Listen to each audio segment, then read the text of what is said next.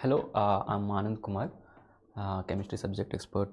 Today we will discuss about organic chemistry of 11th class, which is mostly consists of introduction to organic chemistry, how organic compounds are formed, naming organic compounds, or like you can say naming the organic compounds means nomenclature, and also what is electrophile, what is nucleophile, what are the reaction intermediates, what are the types of reactions, and hydrocarbons mostly. So we'll go in the viewpoint of competitive exams, and we'll see how to deal with organic chemistry. So most people actually very afraid of organic chemistry. They say like how to know the reactions, how to understand the reaction mechanisms and all. So any day I can challenge anybody that out of physical, organic and inorganic, organic is the most fun and most easiest subject to deal with. It's like arranging kind of Legos, like which part fits into what, and you can make different compounds, and if a compound is given, you can actually see how the compounds forms.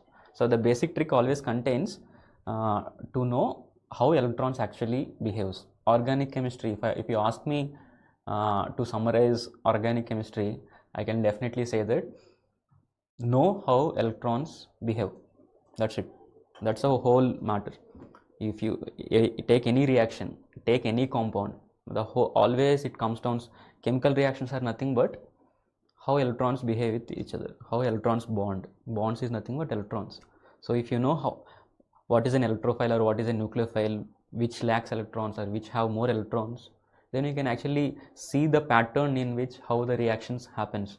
You can tell anything. So we'll briefly deal with what is the most important things in this 11th class of organic chemistry. So we'll skip the nomenclature part because it's a most important topic, and we'll deal it in better or in the next session completely. So what I'm talking about is mostly 11th class organic chemistry is the building blocks. It's a basic foundation for the whole organic chemistry. If you don't know the topics in 11th class, how much hard you try to understand in 12th, you can't, because these are the basics of a thing. For example, if you take nomenclature, if I don't know the name of the compound, I can't even solve the question. So first thing you have to know is naming the compounds. So other thing is first the introduction is about how organic compounds are formed and all. You can actually see how the behavior of carbon is different from all others, why it actually forms more compounds and all. You actually check and all, but concentrate more on what is an electrophile, what is a nucleophile. Put more time on it actually. So till you understand it, don't jump into other topics, because it's very important knowing. So any organic chemistry, just like redox reactions, if you see most of the chemical reactions actually I can sum it up in oxidation reduction. Same like if you actually see organic reactions, I can sum it up as electrophile and nucleophile reacting each other. So if you know what is a electrophile in the reaction, what is a nucleophile in the reaction, or you can say if I have two compounds, or like I have a compound which I have to attack this site, or I have to attack the other site, how do I know which is more electrophilic or more nucleophilic? So if I have, for example, I have a nucleophile, it means that I have electrons to it, and it have to go and give these electrons to the electrophilic site. It's like exchanging. I have more electrons, I will give the electrons to you. So I have two sides which I have to give. So if you know how electrophilicity or how nucleophilicity works, you can actually it's like a puzzle game by knowing, okay, this site is more electrophilic because high electronegative atom is attached to it, or this site is more electrophilic because it has a conjugation, something like that. So you reason it by knowing which is an electrophile, which is more electrophilic, then you actually can do the reactions properly, and without fail you can do it if you know what is an electrophile and what is nucleophile. So try to see the videos or try to check all the textbooks and all, and know, practice a lot, know the order, and always don't blindly remember this order of electrophiles or nucleophiles. You should know the reason. Once you know the reason, you'll never forget it, even if you try to by heart it. So NH2 group is compared to OH, which is electrophile or not. You don't have to by heart, you have to know the reason behind it. So those, to knowing these reasons behind electrophilicity, nucleophilicity, we'll deal with these effects also. We'll discuss later what are those effects, like inductive effect, resonance effect and all. So these are all nothing but how electrons, where the electrons are more, where the electrons is less. Always concentrate on that. So know the reason behind how electrophile and nucleophile works, why it is more electrophilic or why it is more nucleophilic. Next thing, concentrate on different functional groups. So know the basic functional groups, know how it behaves, which functional group has which properties. So before in nomenclature you get introduced to the functional groups. Anyway, already you learn about chemical bonding before introduction to organic chemistry. So I always say chemical bonding, periodic table, atomic structure, these are the most basic things to understand. Once you understand those, it's easy to apply that logic and see how organic chemistry works. So in chemical bonding, you will know about all that electronegativity, how electronegativity works, why ionization energy more for this, why radius is more for that. If you know all these things, it will be completely easy, because those are the basic concepts which you apply here. Most of the organic chemistry is application of that chemical bonding only. So always all those properties, electronegativity, electron affinity, ionization energy, get master over those topics, and after that whatever you learn, it will be easier. So most of the students do wrong in, they try to understand it, but they feel it difficult. The why people actually complain about why organic chemistry is very, very difficult is because they can't apply those small basic concepts like electronegativity, ionization energy into this.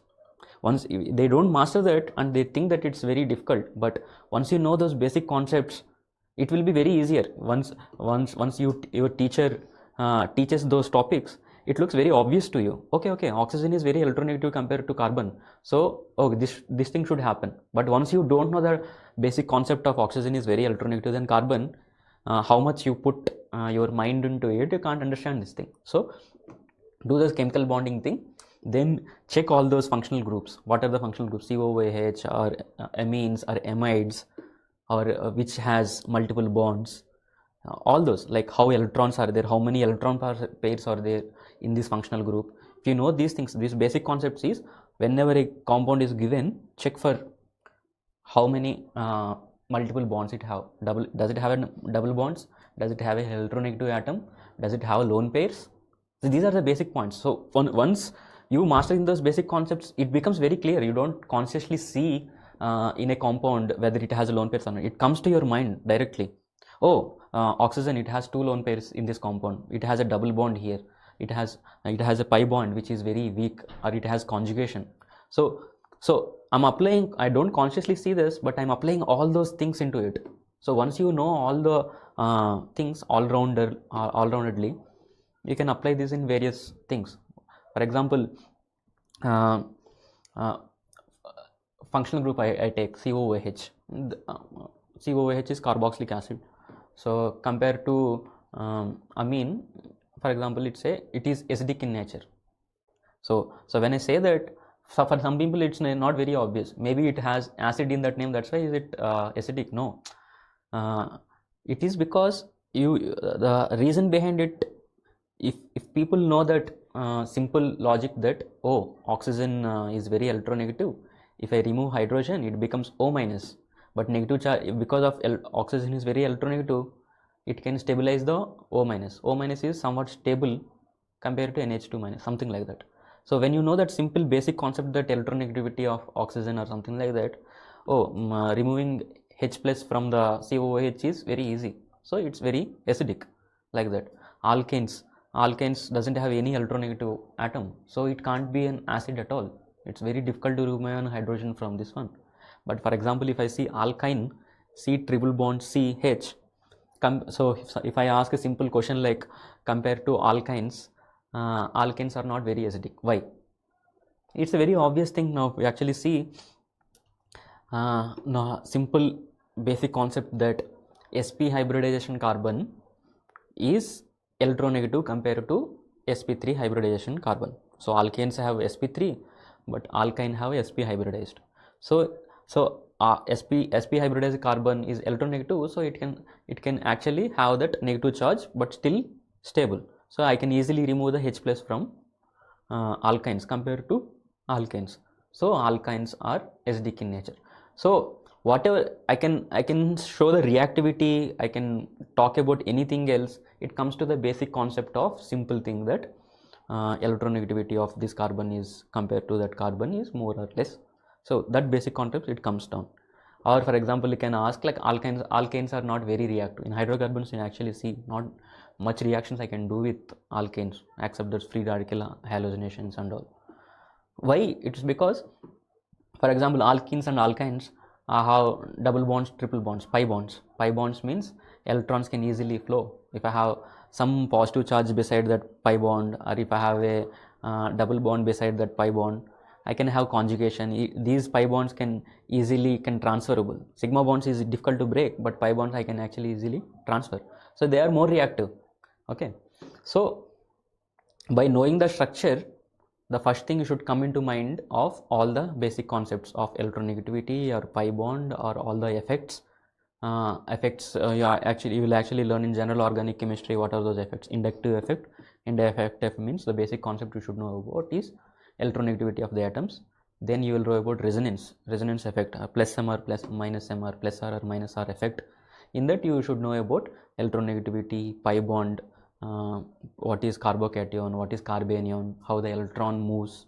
Okay, so if you know those things, you can actually see the stabilities of it. If a reaction is happening, if a reaction is happening, it's always about stability of the products. If there is no reason to reaction to happen without stability. So if you know these basic concepts, by these basic concepts you can construct whether that reaction intermediate is stable or not. In hydrocarbons you actually learn, in reaction mechanism you actually learn this reaction is going towards carbocation. Okay, so 2 or 3 products can be formed, but how do I know which product is major, which product actually forms? Or people talk about in first year or second year about SN1, SN2, E1, E2. In NCERT you will deal in haloalkanes, haloarenes, but normal coaching centers and videos and reaction they deal it in reaction mechanism, where what is a substitution reaction, what is a SN1 reaction, what is a SN2 reaction, what is elimination reaction. So most people complain about, sir, how do I know actually which is which?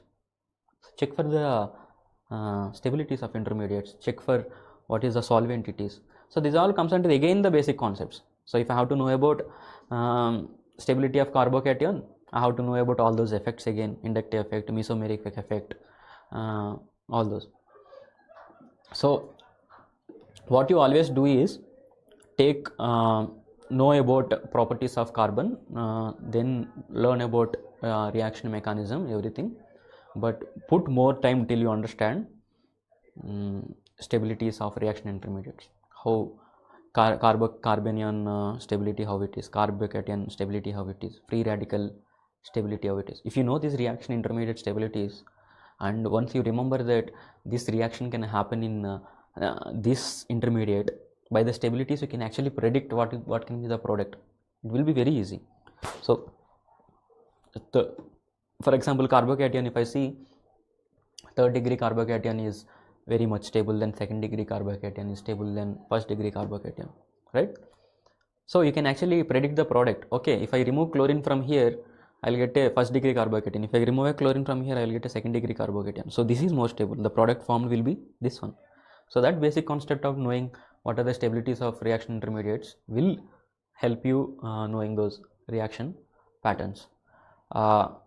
There is this Sakib Ali asked this question, which will be the more stable, secondary carbocation or primary carbocation? Yeah, I'm just discussing about it. For example, if you know the inductive effect, for example, inductive effect deals with bond electrons can't, for example, I have sigma bond, pi electrons can transfer, but sigma bonds only can be broken but can't be transferred. So there is a pull of electrons. For example, if I have a carbon and oxygen, if a bond I have, oxygen pull towards electrons towards itself. Okay, carbon will get a partial positive charge, and oxygen will get partial negative charge. So inductive effect is nothing but knowing about electronegativity difference. For example, carbocation is nothing but a sp2 hybridized carbon which has positive charge. Why I put positive charge is because it has 3 bonds carbon has and less electrons. If I have 4 bonds, it is completely stabilized, but I don't have 1 bond, means 2 electrons are less. Okay, so around the carbon I have only 6 electrons. It should have 8 electrons, but it has only 6 electrons. It has less electrons. Okay, so already carbon has less electrons. Okay, but if I pull secondary carbocation is nothing but carbon connected with 2 carbons. Primary carbon is nothing but carbon connected with only 1 carbon. Okay, so 2 carbons I have which can give electrons. Carbon is nothing but plus I. Okay, or same electronegativity I have, it doesn't pull, but it has 1 hydrogen and 1 carbon. Okay, it has 2 carbons. So 2 carbons can pull the electrons towards this less carbocation or carbon which having less electrons. So here it will be more stable because 2 carbons are giving me electrons. Here only 1 carbon is giving me electrons, or 1. So that's the basic concept is knowing that carbon have less electronegativity compared to, or high electropositivity compared to hydrogen. Thus basic concept will actually make you realize that okay, second degree carbocation is stable than first degree carbocation. So you don't have to remember the order also, you just know the logic behind it, you'll never forget it. Otherwise, for example, carbanion, if I take, carbanion is nothing but carbon having negative charge on it. Exactly opposite is the order. This first degree carbanion is stable, then second degree carbanion stable, then third degree. So I have students who actually confuse between which is which order, like carbocation, third degree carbocation is stable, then second degree or first degree, or third degree carbanion is stable, then second degree or first degree. So this confusion comes, but once you know the logic that carbanion is nothing but carbon having negative charge on it, means 2 electrons on it. So it means that it already have electrons. So it will be more stable if somebody pulls electrons from it, right? So third degree carbanion means 3 carbons are actually there. First degree carbanion means only 1 carbon is there which pushing electrons towards itself. So first degree carbanion is stabler than third degree carbanion. So like that. So know the basic concepts. Always concentrate on the chemical bonding and these things. Know about how functional group works, what is the acidic nature, these things. So hydrocarbons basically have simple reactions. Once you know the types of reactions of what is an addition reaction, how compounds can add to one site. Okay, so once you know these, I already discussed about electrophilicity and nucleophilicity. These basic concepts you understand, it will be very obvious that where these compounds add to one another. So addition, then elimination, then substitution. So even in those reactions, people talk about concentrate about solvents. I have bright students in my class who actually do very well, but they confuse when it comes to knowing which reaction takes place instead of which. So those factors comes under knowing again the basic concepts of okay, which solvent it is. Protic solvent. What is protic solvent? Protic solvent is nothing but it can give protons. What is a protic solvent? It can't give protons. So protic solvent means it can be easily helpful for SN1. A protic means it will be helpful for SN2. So these basic concepts will so it's not very difficult. People actually think it's very difficult, but once you know this simple thing of okay, definition of what is protic and what is aprotic, you can actually easily deal with it. So know the basic definitions. What I suggest is again I'm saying reaction intermediates, these how bond breaks, either it is homolytic or heterolytic. Always take, even if you have a class notes, take a personal notes and remember it and write. Don't see and write. Okay, once you learn the lesson, write it key. Okay, this is carbocation. What is exactly carbocation is? What is exactly carbanion is? Okay, what is the stability? This is the order of the stability. Why it is stable? Write the reason. Always, whenever you learn a new topic, whenever you learn a new concept, always, if in class if they teach you reason behind it, always without seeing, by your memory, write the reason. Oh, stability of carbanion is this, stability of benzene, what is resonance? Okay, resonance energy, because of resonance energy this is more stable than this. The reason, once you know the reason, you will never forget. I read organic chemistry 7 years or 8 years back, but I still remember all those topics, not because I continuously memorize or revise those things. It's because I know the logic behind them. Now, if any new question comes, I can do that because I know the logic behind. So, always write the orders, know the electrophiles, nucleophiles, or know the types of reactions, know the effects. Even the effects actually make sense. Like once you know the effects, even write the, people actually come and write the, know the effects just by definition. No, don't do that. What is that effect? What is the reason behind it? How it's going to affect? 3 steps. Know the effect, how it is going, what's the reason behind that effect, and how it's going to affect in things. Okay, so once you know those, it will be very easy. So reaction intermediates over, hyperconjugation, so next topic, actually more important topic, effects and all, you read about those, and you can actually see how it affects the reactions and all. Then you can go for isomerism. This is also very important. People think that it's independent of the chapters and all, but mostly IIT, JEE, or any exam, they ask about in configurations, which product will form, whether it is S configuration or R configuration, whether it will be a cis compound or a trans compound, or if they give a reagent and ask like, will it react with a cis compound or will it react with a trans compound, or if it reacts with cis compound, what kind of compound I will get, if it reacts with trans one, what kind of compound I will get. So if you don't know those isomers at all, you can't even answer that question if you know the reaction, even if you know the reaction. So it's a one of the most important, and it's pretty easy also actually, and it's pretty fun also. You can see the arrangements and doing those things. It's like isomerism is nothing but having same molecular formula but different properties. How can I divide? Oh, it can have a same formula but have different structure, so that thing is structural isomerism. It can have a same formula, different structure but different orientation in the space, so that is stereo. So in structural, structure is different. How it can be different? The structure is, there are so many ways it can be different. Either it can be chain isomerism, means length of the chain is different. Oh, that way structure can be different. Or it can be functional isomers, means functional group is different completely. Okay, or metamerism, around that hetero atoms, the length of the chains are different. That is tautomerism. So these kind of things, once you know structural isomerism, it's fun to know how the structure is changing. Okay, so and it's even fun to calculate those things. Like I give some random formula and ask you like how many structural isomers is there. It's just like a puzzle of arranging those things. Okay, first I will cover the chain isomers, then I will cover the functional, then I will cover the metamerism, tautomerism, like that.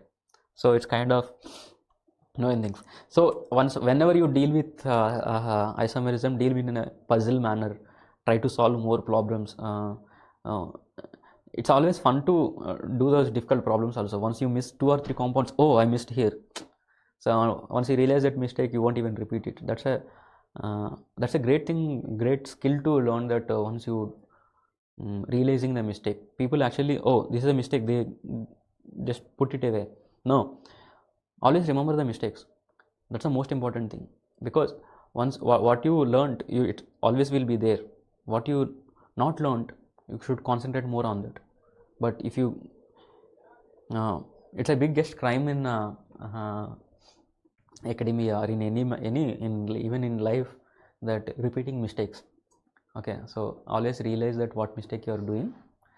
And when I used to study, I used to put this one notebook in which I used to write all those mistakes I actually have.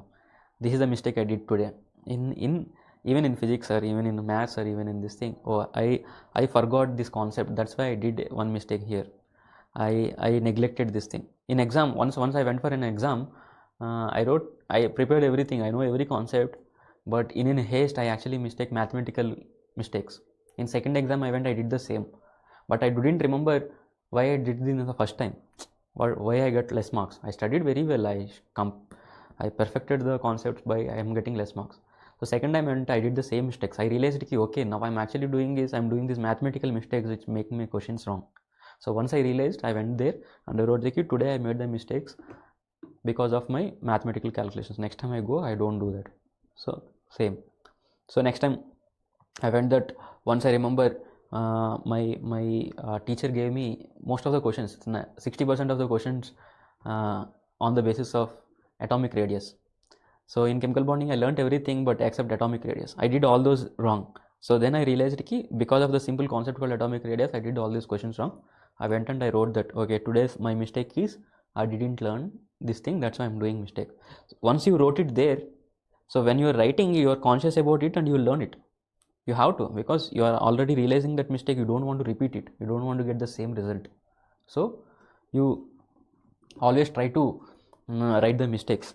Self-analysis is the most important thing for a student. Once go to the class, learning things, then applying things, then knowing that this is a mistake I do, so this is a mistake I don't want to repeat.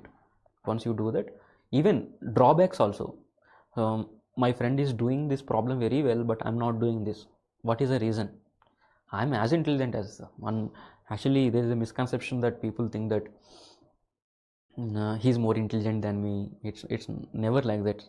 Everybody is as intelligent as everybody. Only difference is skill building. His learning skills are better than you, and you should learn from the topper guys also. How he is putting attention in the class, how he is learning things, how he is not repeating his mistakes, or how he is remembering things, how he is applying things. You should know those. So once you know, it's as simple as that. Because I know people who remember 1,000 song lyrics, but they can't remember what is the difference between methane and ethane. So I can't say in that case that he is not intelligent. He is very intelligent, but he is not applying that intelligence in this thing. Once he concentrated on are curious about knowing what's the difference between that, everything around you helps you to get there. Anyway, so structural isomerism we talked. So even stereoisomerism is, their structure is different. Chemical formula is same, structure is different. Here chemical formula is same, but arrangement is different. Structural formula is same, chemical formula is same, but the arrangement is different. How arrangement is different? Normally you actually heard that simple example like this has same chemical formula, this has same chemical formula, this has the same structure, I have 5 fingers to it, it has 5 fingers to it, but the arrangement is completely different. So it comes to that. So stereo is nothing but space, so arrangement in the space. So how it is different in spatial arrangements? Just like structural, we divided into all those 5 things: chain, functional, metamerism, tautomerism and all. Here also you can, how optical isomerism is one thing. Geometrical isomerism is nothing but against a double bond or another stereocenter, I can't rotate it. For example, if cis and trans isomerism is geometrical. For example, when I have a double bond and if two groups are in the same side, major groups or same groups, I can call it cis. If it is in the opposite direction, I call it trans. These things are different because I can't, if I have to make this group towards this, I have to break that bond, so I can't break that. So the spatial arrangement different. Structure is again same. So if you, how structure is same, sir? So 2 groups are in different side of structure. Here structure is connection of atoms. Double bond, what are the atoms are connected, that is structure we are talking here. So once you know geometrical isomerism, know about optical isomerism, these are fun things also. Actually people are confused about, sir, how I actually know about R configuration or S. Learn the tricks about how you imagine in your brain, like how I am rotating, how I am assigning things, and it's the most fun actually if you do it. I always remember in my class, whenever I'm very curious about telling these configurations, like, oh, this is the arrangement. It's very difficult for me to know, but once I learnt it, it's always fun to do more. So try to practice it. Once you're doing mistake, practice again, learn from it, again practice. So then after some time it becomes fun. So configurations are very, very important. So actually time is getting up. So I'll answer some question. Bharatraj Pattar asked that, sir, please discuss about chemical bonding. Okay, we don't have much time to discuss about chemical bonding, but what I can tell is always try to prepare from NCERT and know the basic definitions. Once you learned, study from line to line and know the definitions. Most important things is definitions. People, I know people who are actually very good at other subjects, but they don't know the difference between electron affinity and electron negativity. So know those definitions. Once you know those definitions and solve the NCERT problem, you can actually visit the videos in the BYJU'S app. Actually, they dealt chemical bonding very well. So try to practice more and more. By even people jump without even knowing things and try to practice that, and they make mistakes. Don't do that. Always know the definitions and try to solve the simple questions, then jump into the difficult questions. So what I can tell about this chemical bonding is, what are the basic concepts from the whole this lecture I'm talking the same thing about chemical bonding, that know the basic definitions and trend.